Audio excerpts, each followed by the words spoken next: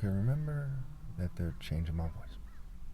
So again, I want to remind you that these videos aren't about bashing Charlie Kirk or, disrespecting him or his family.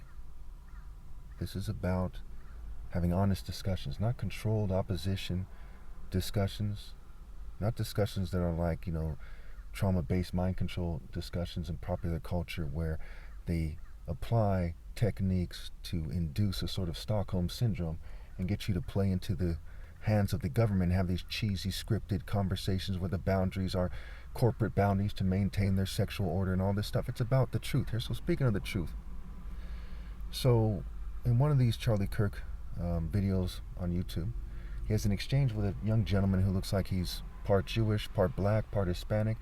That's what he looks like. I don't know what he is. And there's some kind of misunderstanding at first, but I think that he might have fooled this guy into agreeing with him about something that isn't true.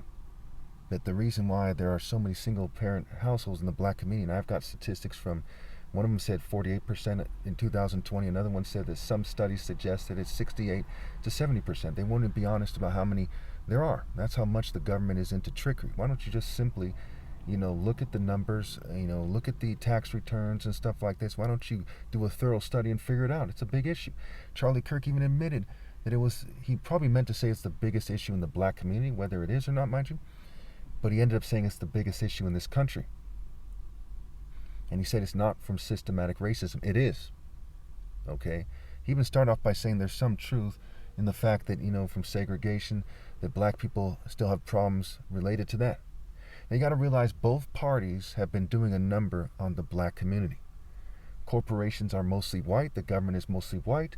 The culture is mostly white. They think of things in a way that is biased. They have a conscious bias and they also have unconscious biases, and they both factor in to do a lot of damage to the black community. So why are there so many single parent households? Well, it has to do with the fact that they've bred black people to be a certain way. Eugenicists historically had a plan that went into both parties, and they were very successful. At one point, they had forced sterilizations in this country, and thousands of people were sterilized forcefully. Okay? And both the parties didn't do enough to stop it, to say the least. And eventually, they ruled it unconstitutional, and they stopped doing it in that particular way. But stuff like that still goes on. There was coerced salpimectomies in the women's prisons here in California, and that's a story for another day. So there's still, the eugenics movement is still alive and well here. And they breed people. For those of you who don't understand that you can actually breed people, think about the movie 300 and the story of the Spartans. I want you to look up the Spartans when you get a chance. These are a group of people long ago in Greece who deliberately bent over backwards to breed the people there to be warriors, okay, so they could make themselves look good. They wanted to improve the racial qualities of Spartans in that particular way, okay, and whatever other groups they accepted as Spartans, but I'm guessing they're all from certain ethnic groups, a certain race, what have you. And they wanted to improve them, and they were successful to some degree. They made them have more warrior attributes. So the breeding is not just who dates who, but it's also the nurture you're given in your life. So black people are fed a spoonful of hatred. Take the case of rap music. Does gangster rap come from South Africa, or Jamaica, or Nigeria, or the Sudan, or Sierra Leone? Does it come from Zimbabwe or Kenya? No, gangster rap comes from the United States of America. Gang members themselves came out with a documentary with their allies called Made in America, where they say that the reason they're behaving the way they are is because they're being controlled by America in a certain way that causes them to respond in a certain way. For example, if Jews or whites have been treated with a certain contempt for several hundred years, with white people putting their nose up at them or other races putting their nose up at them and giving them a spoonful of hatred, it would affect their behavior.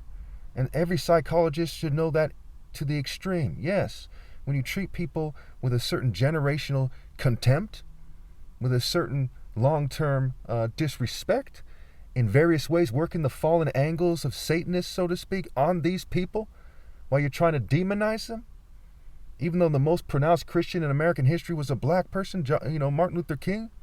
Unless, of course, they give me my rightful place, and it'll be me. That's a story for another day. When you treat them with that contempt, when you deny them their black leaders, how can you then turn around after you see generations of failed Freemasons and corporatists, these black guys in suits who try to be white, these whitewashed people? If they were good role models, black people would have followed them without being told. People are coercing people.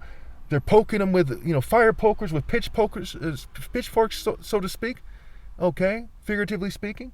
And they're trying to get them to look up to these people that they have never looked up to. Okay? What Freemasons out there, black Freemasons, are like Martin Luther King? What other role models do they have? They don't have role models. You suppress my videos. You have cancel culture on the left, and you have cancel culture on the right. Conservatives going out of their way to fund people who are more like them, and liberals Democrats funding people who are more like them. Woke and corporate puppets, and as a result, as you expected, black people look at the situation quite often, maybe the number is 70%, and they say, hey, I don't want to be like these white people in this society at higher rates than other races, which is what you'd expect. You change the parameters, you change the variables for their race, and made it so the expected output is that they'd have a certain animosity for society, as they should have. It's called righteous indignation, moral outrage. However, they've been bred to not channel that anger in a way that's righteous, so they end up lashing out. Then you get these silly conservatives in the news saying things like, oh, the left thinks they're so righteous because they're trying to attack the moral justification for being angry. Instead of saying, hey, we killed their leaders, we canceled their leaders, and we expect people to be these whitewashed fools on the right. Instead, they're saying we don't want these people to make those true universal and moral arguments to prove the right wing wrong and prove the left wing to be puppets of corporatists who may as well be conservatives, who basically are conservatives. It's pretty straightforward. And for saying things like this, I am targeted. I'm censored to a large degree. Case in point. For those of you who would take Charlie Kirk's view, and there's lots of you people who see it the way he sees it, and some of you could do a better job explaining your view than he did. Okay, what is your counter argument? And in the process, black women, have been made poor, and, a lot of them aren't so attractive. And when a guy, is down on his luck and he gets drunk or something, he has sex with a female, and he has a kid that he doesn't want, quite often that makes him want to leave. He's mad at the world, and he's also mad at women, as I am to a certain degree, within the boundaries of righteousness and justice. And he says, hey, I'm out of here. Why should I stick around with this family where this female doesn't treat me fairly? I'm not attracted to her. I'm out of here. Maybe she does treat him fairly, but he's not attracted to her because the romantic injustice in the society that was so hell-bent to control dating that they scientifically controlled it.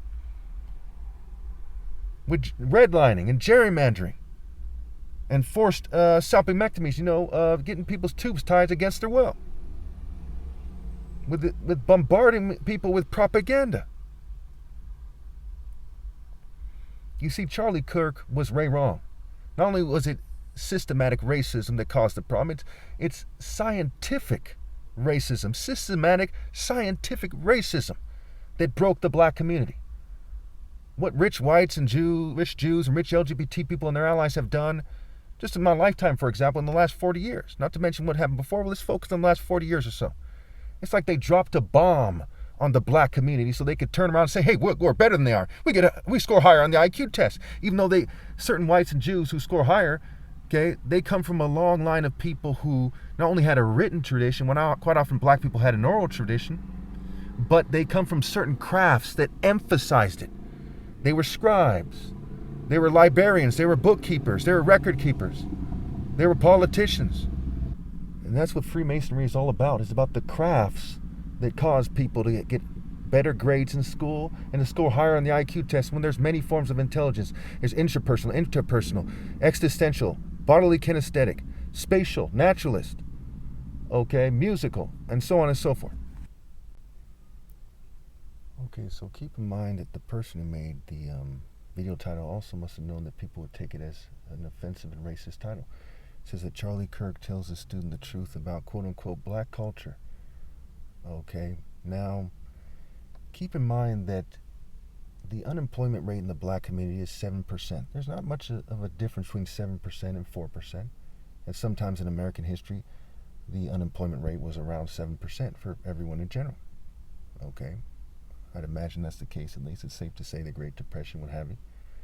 So that number does not suggest that black people are inherently lazy or that they have a problem when it comes to having the need, the urge to get a job, or the desire to get a job, rather. So we see that Charlie Kirk tends to be pointing toward the black community this whole video. Okay, he's pointing to them as the root cause of the problem. And he's pretending that the prison system isn't racist. Anyone who's been to prison knows that the prison system is racist. Okay, some might deny it, but they know. Okay, look at California, for example. Why, when the CEOs have a certain relationship with inmates, or the Mexican Mafia historically aligned with the Aryan Brotherhood? That puts like the majority of the prison system against black people. Okay, and in the last 20 years or so, the numbers got pretty stacked against them. In California, you'd think there would be lots of black people here, right? Tupac and all this stuff, right? There's very few black people in California. I'll get the number for you. Matter of fact, I'm going to stop this clip here and find that number for you here. But you'll see that the numbers here paint the picture very clearly. There would be more black people in California wanting to live by the beach, wanting to be involved in the culture here, if the country wasn't racist. It's that simple. Around 5.4% of California is black, when 12% of the nation is black. Okay, almost 13%, somewhere between 12 and 13%. Okay, that's damn near a third, right? You know, so it's disproportionately not black. Now, granted, there's a lot of immigrants in California, and I don't so much care about what the percentage is. I care about the implications of it. It indicates that America is a racist country that goes out of its way to keep black people from living in places where people want to live, right? Places like Mississippi are places where people generally don't want to live. It's a very poor and miserable place. Generally, you know, most people would see it that way. And so it is with the South to a large degree. In California, you have, you know, Los Angeles, you have, you know, San Francisco, though I personally don't want to live there. You have San Jose, San Diego. Okay, you've got these beaches and so on and so forth. And it's not a coincidence that black people don't live here in large numbers. And it's because of a white racist system, right, where whites, Jews, and LGBT people control reproduction and dating. And so when it comes to living in places where people want to live, living in states where they want to live, even if it's parts of town where a lot of people don't want to live, they don't want that many black people here. And Oakland, to some degree, is being gentrified. Even Oakland, what is considered like the blackest city in California in popular culture, again, in popular culture, is gentrified because people in California give into racism to the extreme. And this is considered like the bluest state in the country, okay, by most people, you know, or by a lot of people. But yet, they are very anti-black. But when Charlie Kirk was alive, he wanted people to believe that it's all in their head and their cultures that they magically came up with by themselves, mind you, according to him, not because of government operations. You know, these countless, most people can't even tell you the names of all the groups who are involved with the intelligence apparatus here in America. But they're going to turn around and say there's no psyops being run here that are targeting black people in favor of white people to enforce white culture, because black people tend to influence people more than other races, okay, proportionally speaking. See, Michael Jordan, okay, Mike Tyson, Martin Luther King, Obama, the first president was black, so on and so forth. So they actively suppress them. And they shamelessly deny it quite often. A lot of white people do not deny it, to their credit, but so many of them do deny it, and that's pathetic. With the argument and how other races have a certain silent complicity. As someone who's biracial, I'm not a racial supremacist, I'll just go ahead and say it. Black people, you know, black males, in terms of the spectrum of masculine, are the most masculine race. It doesn't take a genius to see that. You compare George Bush to Mike Tyson, or even Tyson Fury to Mike Tyson, or Butterbean to Mike Tyson, or any white boxer. Who do you think is more masculine? Now, when it comes to virtue, my goodness, black people, only 13% of America. The most virtuous celebrity in popular culture is a black man. And they're called soul brothers, while the whole world calls white people. And again, I'm not being racist here, but we need to discuss this because you people keep sinking to the level of trying to switch things around. The whole world knows the white man as the white, and the second word is, no offense to anybody, is devil.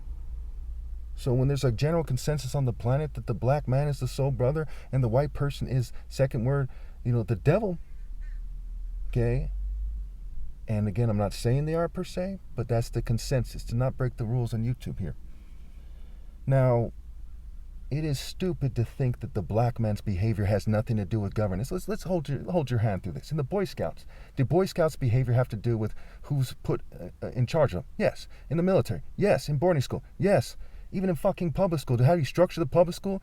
Do the behavior of the students, is it different from how they structure the behavior of the students in boarding school? Yes. In military school? Yes. So we see countless examples, Christian school, Catholic school. We see that the behavior of people is like determined by who's governing them and how they're governing them. And if you don't govern them fairly and you give them a hard time, then they behave in a way that reflects that. It's straightforward.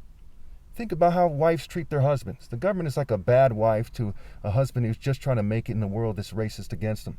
Okay? She gives him a hard time every day after his boss gives him a hard time every day. Is the behavior going to reflect that? Yes. It's very cowardly for white people in a society they made for them, by them, that's historically clearly racist and still racist as hell, to turn around and say, well, why are they leaving their women? Number one is you screened out a lot of the good guys that don't leave their women. But the people who screened them out and the people who play dumb are dumber and more evil than the people who remain in the black community after those other people and their forefathers screened them out. No other way to look at it. Is Hitler worse than his soldiers? Yes. Is the white community more guilty of bringing down America than the black community? What the hell do you think? If I was in charge of this country, there'd be no homelessness. Crime would be way lower. I do agree with Charlie Kirk when he was here that they should increase the number of law enforcement. But his root cause arguments are pathetic, they are racist as hell, and they show an appalling lack of masculinity. Because ver in virtue means man. And we simply do not see the virtue in a white community that's 62% of this country to get together and get their people together to admit the root causes of these things and to solve them. Instead, they stab black people in the back in the left wing, and they openly attack them psychologically, just like the psychological operations do on the right in the right wing. Thank you.